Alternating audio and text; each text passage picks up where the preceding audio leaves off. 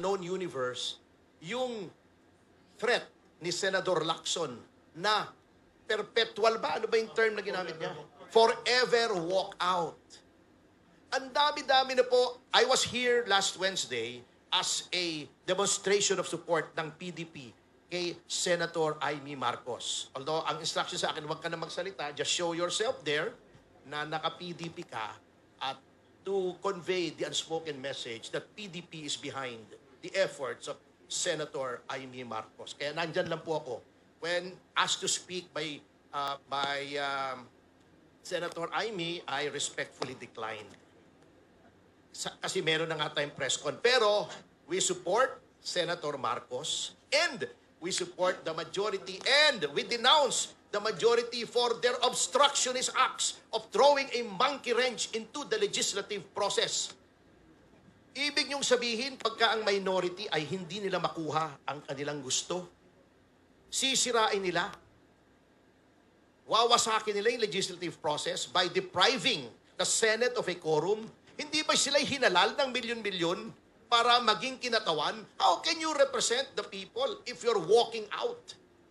How can you discharge legislative functions if you're walking out? Of course, may mechanism. Ang tingin ko dyan, they're trying to force the issue eh. Kasi, under Senate rules, under the rules of any legislature, hindi mo pwedeng i-deprive ng quorum forever ang legislatura. The Senate President, in the case of our Senate, may order the Senate Sergeant at Arms to arrest and bodily bring any member to the plenary in order to constitute a quorum. Siyempre, mabigat kung gagawin mo yon. They're trying to provoke. Bago sasabihin pa ha, eto nakakatawa eh. This goes against the grain of everything that we have been taught in constitutional law. Kaya questionin daw nila yung ginagawa ng majority with respect to the rules. Dahil abuse. Since when has changing the rules been an abuse? Prerogative po yan, exclusive prerogative of either the House or the Senate na palitan ang rules niya. Ngayon, may principle po dyan of justiciability. Hindi ko maintindihan ha. Kasi ang tinuro po sa akin ni Mel Santamaria na hindi niya sinusunod ngayon, kapag ginagawa pa lang ang batas o any amendment of the rules, hindi pa ripe for adjudication yan. You cannot go to the Supreme Court.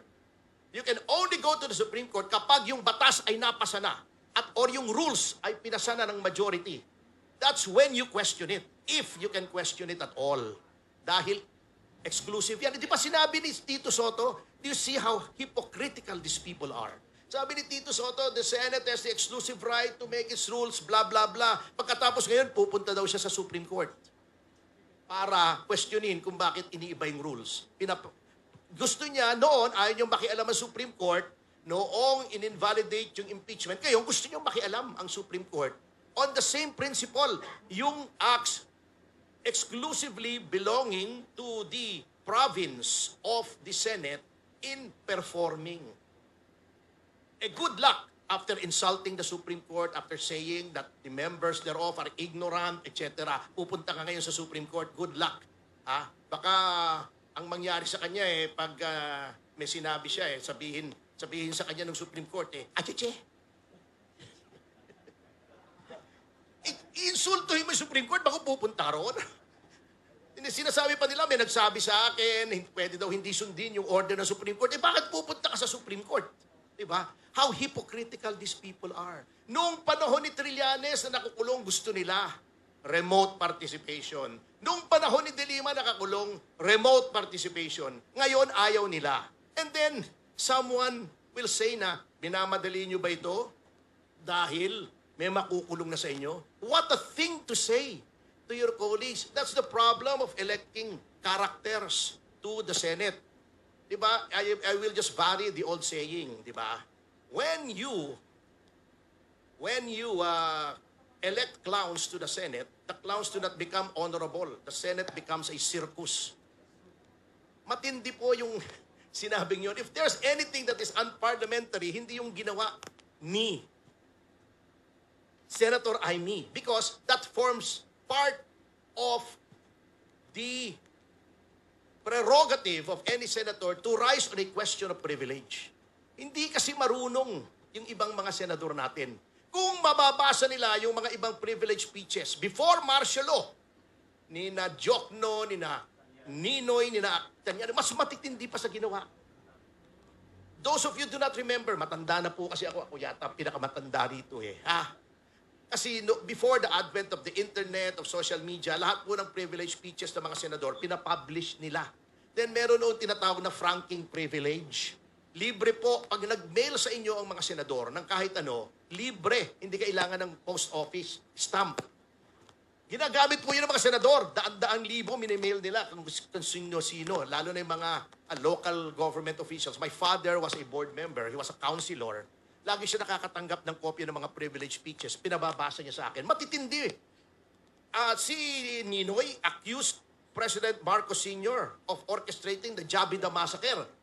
Ngayon, dinibang, wala naman palang pruweba, sabi ni Bobby Tiglao. Hindi po kailangan na may proof doon. Privilege nga yun Why is there such a doctrine as the rubric of privilege? It's to encourage every senator in representation of the millions who voted for him or her na pagsalita freely without fear of reprisal except before his peers by way of an ethics committee complaint. At this point, let's welcome former Secretary Mike Debansor.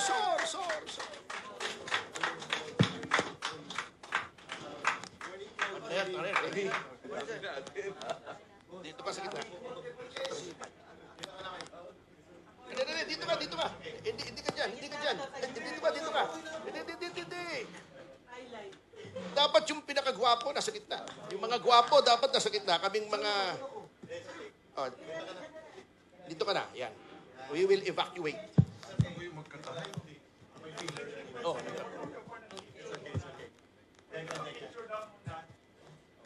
Parang hindi nila tayo kilala, no? Ay, oo, sige po. Opo.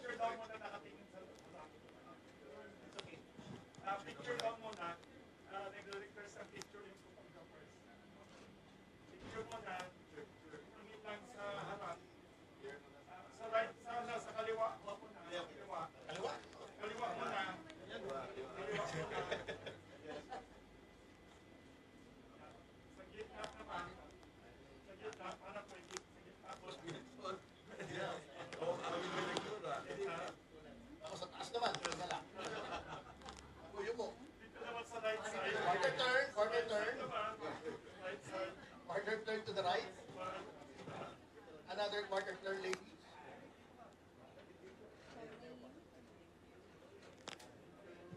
Anyway, to continue with the kind permission of my boss, Sec Mike, actually, I was just blabbering about here dahil hinihintay ka namin. Now that you're here, I can wind up. Anyway, yun po ang concern ng PDP.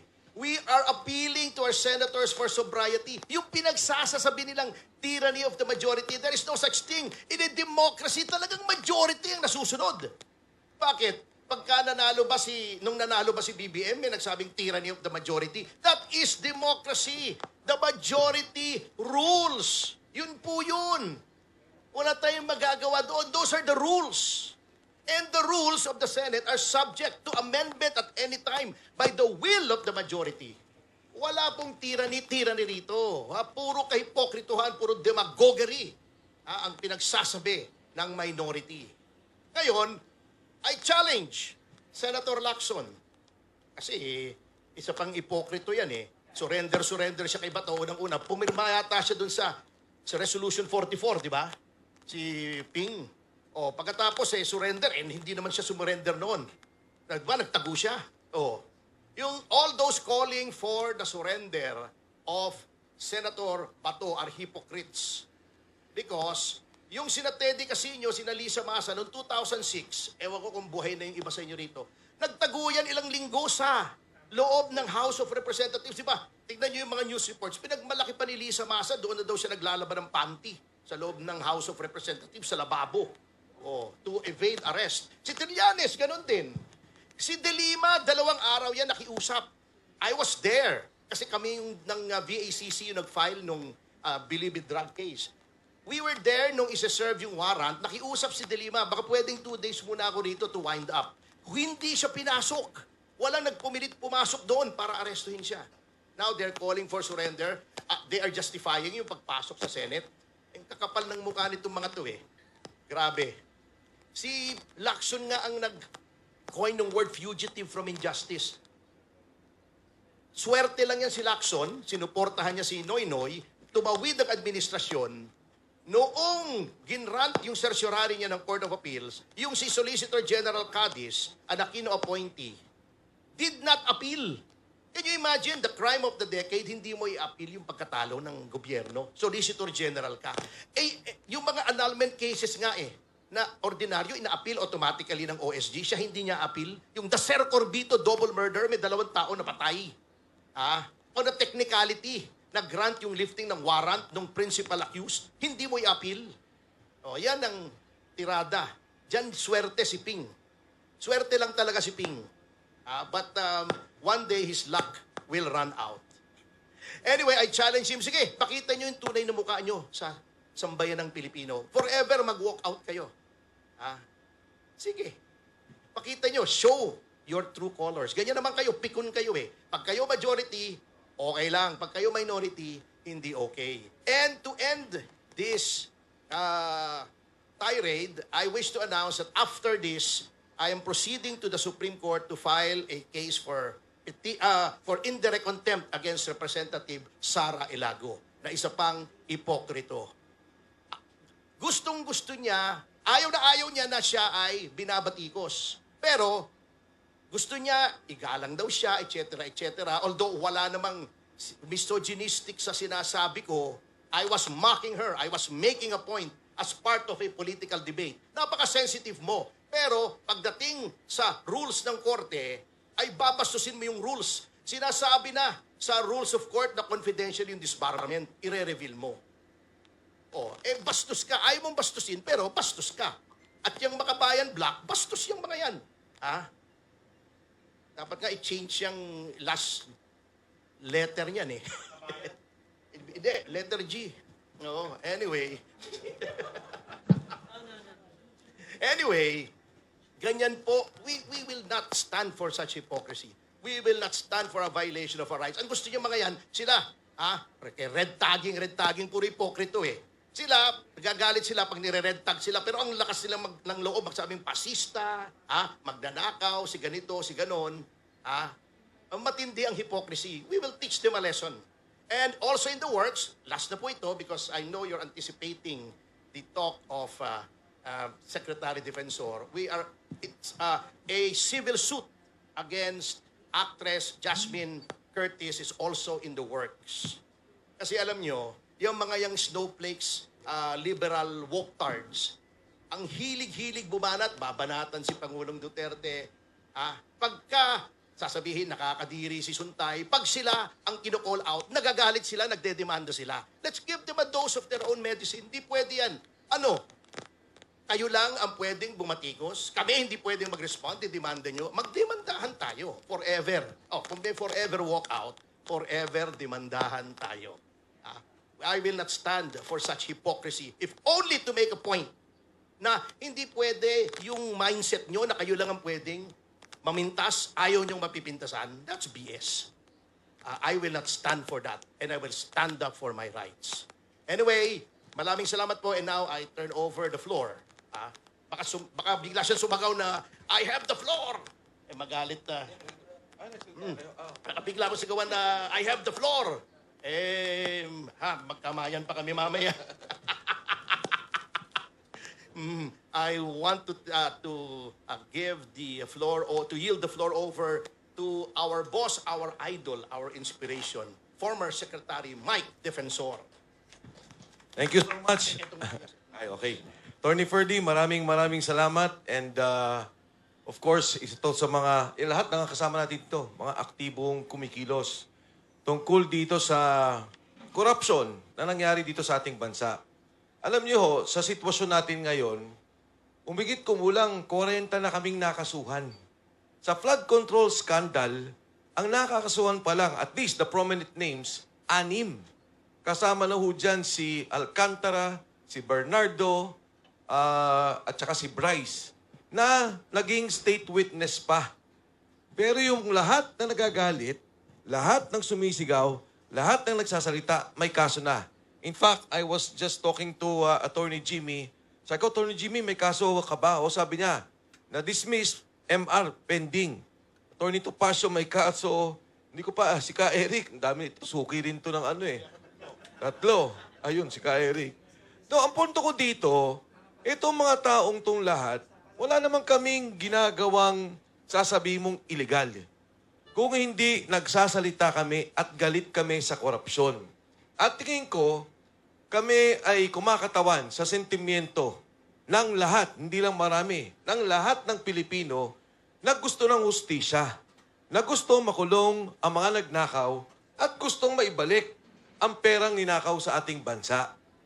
So kung titignan po natin sa ngayon, grabe ang naging SWS survey. Tingnan nyo ho, minus 15 nationwide. Pagdating mo dun sa mga bata, 18 to 24, nasa negative 17. Yung 25 to 40 ay nasa 40% galit. Pagdating, sabi nila, ay, kayo lang mga galit. Yung mga bobo ang nagagalit sa gobyerno. Alam nyo, sa mga college graduates and those that have higher degrees, higher learning, nasa negative 37. Ang galit. At pag tinignan nyo on a regional basis, negative 40 ho ang Mindanao. Consistently, galit ang Mindanao. Ang nakakagulat, humahabol ang Metro Manila. Negative 31%. Ang Metro Manila. Tinalo na ng Metro Manila ang Visayas.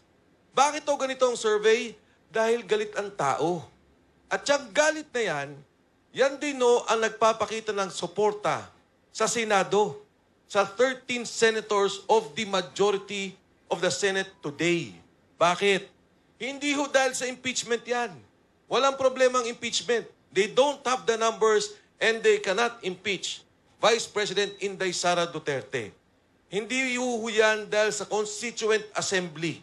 They don't have the numbers at hindi nila kayang baguhin ang saligang batas.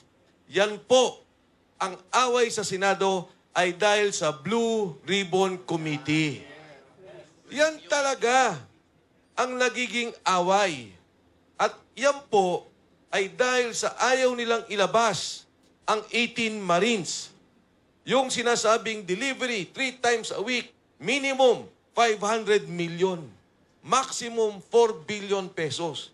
Huwag na natin isipin, yung maximum 1 billion per delivery na lang. Sa isang buwan, 12 billion pesos ang nawawalang pondo ng ating at ninakaw sa kaban ng ating bansa.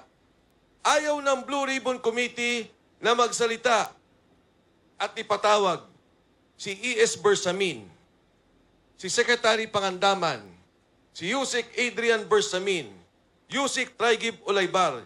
Yan yung 8 billion na nanggaling mismo kay Senator Ping Lacson. Ang sabi niya, niloko daw ang presidente batay sa sulat ni Yusek Bernardo. At ang sabi niya, yung 8 billion nasa 4 na taong to. E di pagsalitay natin, pakinggan natin kung anong sasabihin. Ayaw po nilang mapatawag si Mark Teksay at si Paul Estrada, 2 assistant ni Saldico, na may ledger. Maganda po yung ledger na yun. Hindi lamang kung saan binigay, kundi kung saan lang galing ang pondo.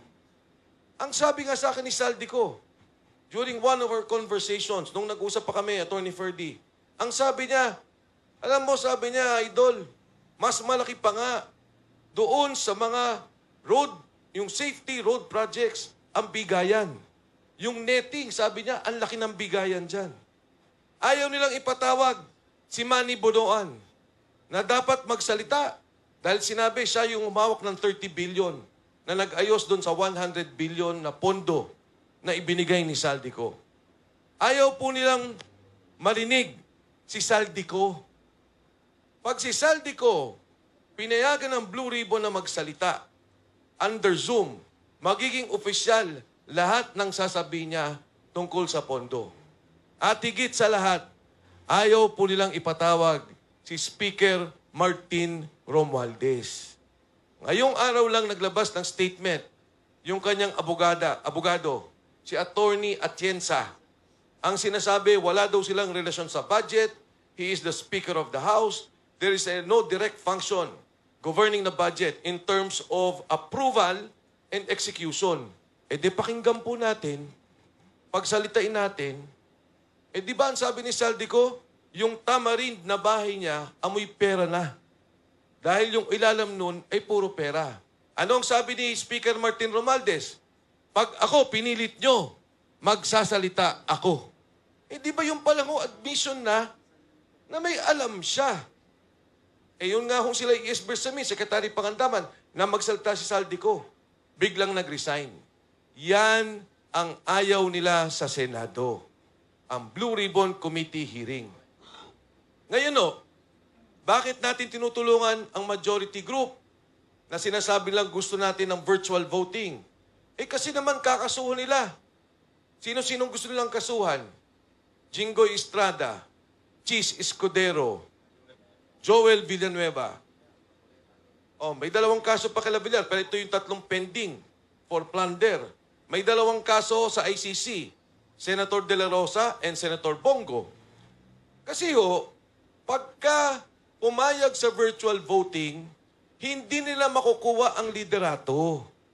At matutuloy ang Blue Ribbon Committee hearing. Kahit na maaresto yung 5 yan, hindi nila ma-impeach si Vice President Inday Sara Duterte because they still need 16 votes. So no connection pag inaresto. But with a majority, they can now change the leadership of the Senate.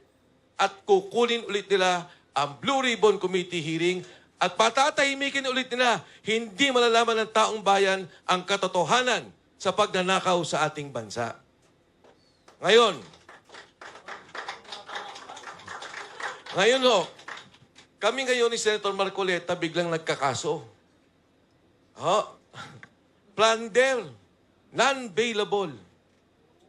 Pag hinuli kami, ang bilis. Yun nga sinasabi ko, 40, yung mga nagsasalita, wala kaming sinasabing mag-armas tayo, magrevolusyon tayo, pumatay tayo. Sinasabi lang namin, may pagnanakaw. Hulihin niyo yung magnanakaw, galit kami dyan. Ang bilis ng kaso namin. Si Senator Marcoleta, may plunder. Nagkataon, nadamay ako. Alam niyo yun yung campaign donation na dinismiss na ng COMELEC. Donation. Dinismiss ng COMELEC, 3 kami na nagkaroon ng campaign donation kay Senator Marcoleta. Dinikit nila yun. Ginawang plunder. Yun lang yun. Ang plunder, kailangan pondo ng gobyerno ninakaw natin. O kundi kaya, yung case ni ERAP, may binigay na pera. Pagkatapos may kapalit. Wala namang kapalit. Wala namang hiningi. Nung ibinigay at tinulungan si Senator Marcoleta, ang standing niya sa survey, number 23. Hindi mo nga alam na mananalo si Senator Marcoleta. Ngayon, kinakasuhan kami at pinapabilis ang kaso. Ang sabi ko nga, kung may nagawa akong pagkakamali, kumain ako ng hopya sa opisina ni Senator Marcoleta. Yun ang kapalit. Pero yung hopya ni Marcoleta, hindi naman siya may-ari. Regalo din sa opisina niya ata yun.